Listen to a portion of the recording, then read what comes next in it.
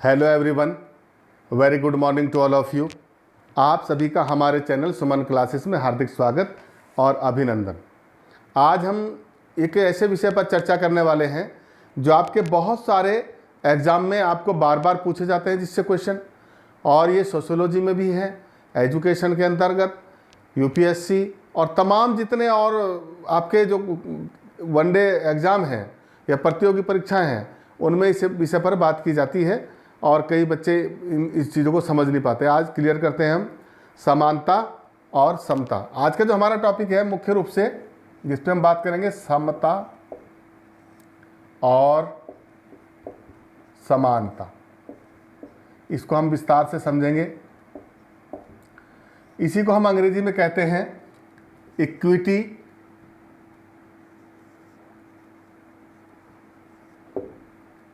And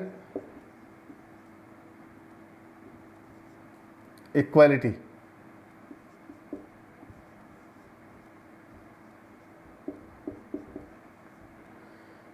देखिए, आमतौर पर लोग समता और समानता का एक ही अर्थ लेते हैं, जबकि ये दोनों बहुत अलग अलग चीज़ें हैं।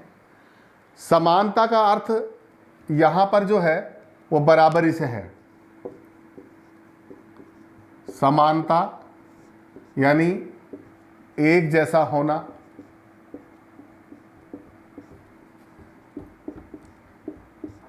या एक बराबर होना। समानता को इस पर्याय में हम मानते हैं और इसका यही अर्थ है। इक्वलिटी मतलब सिमिलैरिटी, इसको हम बराबरी मानते हैं या बराबर या एक जैसा होना मानते हैं। जबकि जो समता है, समता का अर्थ बिल्कुल अलग है। समता का एक ऐसा शब्द है जो न्याय की बात करता है, न्याय की बात करता है, न्याय की बात।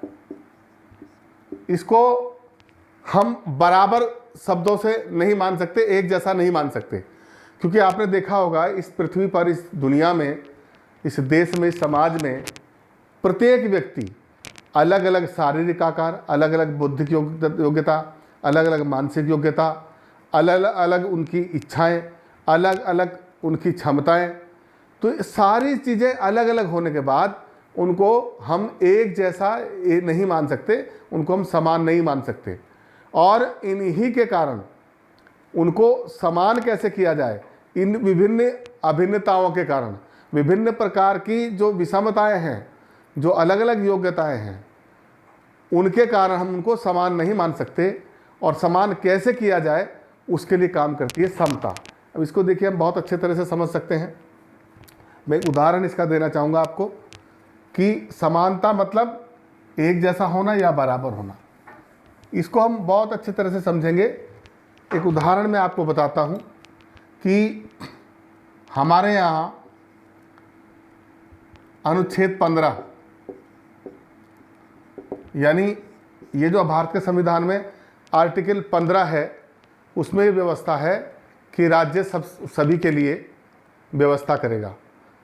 कोई भी राज्य या देश का जो कानून है वो किसी भी जाति, वर्ग, धर्म, वंश, लिंग, मूलवंश आदि किसी के आधार पर भी किसी व्यक्ति से कोई भेदभाव नहीं करेगा, सबके लिए शिक्षा की व्यवस्था करेगा।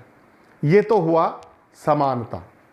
माने जब लिंग के आधार पर, जाति, धर्म, वंश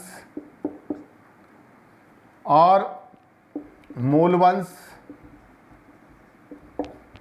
या आर्थिक आधार भी, गरीबी अमीरी, उसके आधार पर किसी भी कारण से किसी भी बच्चे के साथ कोई भेदभाव नहीं करेगा, सबको समान रूप से शिक्षा देने की व्यवस्था करेगा। ये राज्य सरकार की ड्यूटी है, ये हमारे यहाँ संविधान में व्यवस्था है। अब यहाँ पर ये तो हुई समानता की बात। जब हम बच्चे को स्कूल में भेजते हैं, यहाँ हम स्कूल में बच्चा भेजते हैं, यहाँ सभी धर्म जातियों के लोग बच्चे आते हैं, लेकिन इसी विद्यालय में, विद्यालय का जो वातावरण है ये सब एक जैसा है। जितने भी बच्चे यहाँ आते हैं सबके लिए एक जैसा वातावरण है, एक जैसा पर्यावरण है, एक जैसी व्यवस्था है, एक ही अध्यापक सबको एक साथ पढ़ाएगा। समानता की बात है। लेकिन यहाँ पर कुछ बच्चे किसी चीज़ को कम समझते हैं, किसी चीज़ को ज़्यादा समझते हैं। किसी को ज़्यादा समझ में आता है, किसी को कम समझ में आता है, क्योंकि सबकी परिस्थिति अलग अलग है। वो जो स्थिति है, उसका जो बैकग्राउंड है, यहाँ पर कुछ ऐसे बच्चे हैं जिनके बच्चे, जैसे आपने देखा होगा दलितों के बच्चे, पिछड़ी जातियों के बच्चे, आदिवासियों के बच्चे, जनजाति क्षेत्रों के बच्चे, जिनके परिवारों में बहुत लंबे समय से शिक्षा की शुरुआत नहीं हुई, उनके माँ बाप अनपढ़ हैं, उनको शिक्षा के बारे में कोई जानकारी नहीं है, उनकी आर्थिक स्थिति ठीक नहीं है, उनका आर्थिक स्तर ठीक नहीं है, समाज में भी उनका जो स्तर है वो निम्न स्तर है। अब ये यहाँ पर आपने उनको समानता की बात करके ला तो दिया, लेकिन क्योंकि इनका जो बैकग्राउंड है वो समान नहीं है, यहाँ पर एक अमीर का बच्चा भी आता है, एक मध्यम वर्ग का बच्चा भी आता है, और एक बहुत मिडिल क्लास का जो निम्न वर्ग से में जीने वाला बच्चा है वो भी आता है। तो उसकी शिक्षा में उसके बैकग्राउंड का फ़र्क पड़ता है। और इस स्थिति को सुधारने के लिए किसी के पास किताबें नहीं है, किसी के पास बस्ता नहीं है, किसी के पास पहनने के लिए कपड़े नहीं है। तो सरकार ने ऐसे बच्चे जो किसी कारण से पिछड़े रह गए समाज में, जिनको शिक्षा नहीं मिल पाई जिनके परिवारों में, उनको मुख्य धारा में लाने के लिए उनके लिए प्राविधान किया कि उनको स्कॉलरशिप दी जाए, उनको छात्रवृत्ति दी जाए, ताकि उनको आर्थिक बोझ न पड़े और उनका परिवार इन बच्चों के समकक्ष लाके यहाँ बैठने योग्य बना सके। तो ये जो छात्रवृत्ति की व्यवस्था की गई, गरीब बच्चों को छात्रवृत्ति देना, सभी जाति धर्मों को एक साथ शिक्षा की व्यवस्था कराना, ये समानता हुई। और जो गरीब बच्चे इस विद्यालय में आते हैं, जो बच्चे अलग अलग विभिन्न क्षेत्रों से आते हैं और इनका आर्थिक स्तर अलग है, सामाजिक स्तर अलग है, रहन सहन खान पान सब अलग है और पिछड़ा हुआ है, इनको यहाँ पर लाने के लिए, इनको प्रोत्साहित करने के लिए छात्रवृत्ति की व्यवस्था की गई। ये जो है ये न्याय व्यवस्था है, ताकि ये बच्चे इनके साथ पढ़ सकें। इसको हम समता कहते हैं। इसको दूसरे रूप से हम ऐसे भी समझ सकते हैं।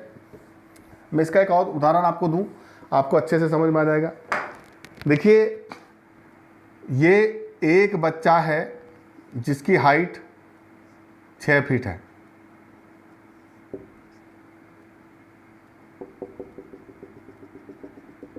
यहाँ पर एक दीवार है, इस दीवार के पार कोई कार्यक्रम हो रहा है, कुछ देखना चाहते हैं बच्चे। और एक बच्चा जो है यहाँ पर दूसरा है, जिसकी हाइट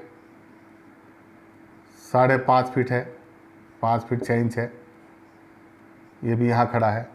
और एक बच्चा ऐसा है जिसकी हाइट 5 फीट 2 इंच है, यहाँ पर है। दूसरी तरफ यहाँ ये सब एक ही जैसी भूमि पर खड़े हैं, ये समानता है, इनके साथ कोई भेदभाव नहीं है, क्योंकि ये सब के सब इसी धरती पर खड़े हैं। अलग से इनके लिए कोई व्यवस्था नहीं की गई है, एक जैसा पर्यावरण है, एक जैसा वातावरण है, यानी समान है। इनकी हाइट अलग अलग है, ये इनकी भिन्नता है, व्यक्तिगत भिन्नता है। लेकिन जब इन्हीं बच्चों को समान अवसर उपलब्ध कराने की बात आती है, तो एक बच्चा जो ये 6 फीट है, ये सीधे खड़े होकर के दीवार के पार देख सकता है। लेकिन जो दूसरा बच्चा है 5 फीट 6 इंच वाला, इसके नीचे हम एक टेबल लगा देते हैं, तो ये खड़ा होकर के यहाँ से फिर इसके बराबर आ गया। और ये जो और छोटा 5 फीट 2 इंच वाला है, इसके नीचे हमने 2 टेबल लगा दिए, ताकि इसकी ऊंचाई भी यहाँ तक हो जाए, और ये बराबर आ गया। तो ये जो दो स्थिति है, एक में ये वातावरण समान है, ये समानता है, और ये समता है। इसका अर्थ ये हुआ, समता कहती है कि अपनी प्रगति करने के लिए जिस व्यक्ति को जितनी आवश्यकता सहयोग की है, यानी जिस चीज़ को जिस माहौल की आवश्यकता है, ज़रूरत के हिसाब से उसे वो सुविधा दी जानी चाहिए, ये समता है।